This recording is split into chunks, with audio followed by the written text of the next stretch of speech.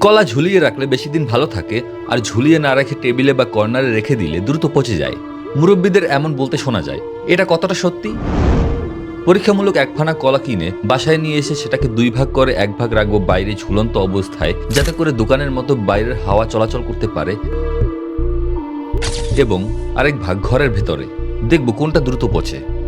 The next day. একদিন পরে check করতে গিয়ে দেখি ঝুলন্ত কলাগুলোর মধ্যে একটা পাখিতে খেয়ে ফুটো করে দিয়েছে। তাই সেটাকে পাখির খাবার হিসেবেই রেখে দিলাম। এখন দেখব ঘরের কোণে রাখা কলার কি অবস্থা। দেখতে পাচ্ছি কিছুই হয়নি। আবার কালকে এসে চেক করব। The next day. ঘরের কোণে রাখা কলাগুলোর কি অবস্থা দেখি। শুধু একটু পেকে গিয়েছে, তাছাড়া তেমন কোনো কিছুই হয়নি।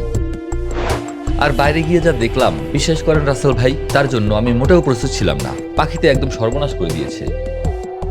আর কলাগুলোর দিকে তাকালে দেখতে পারবেন, ঘরে রাখা কলাগুলোর থেকে বাইরে ঝুলিয়ে রাখা কলাগুলো বেশি পেকে গিয়েছে এবং বেশি দাগ হয়ে গিয়েছে।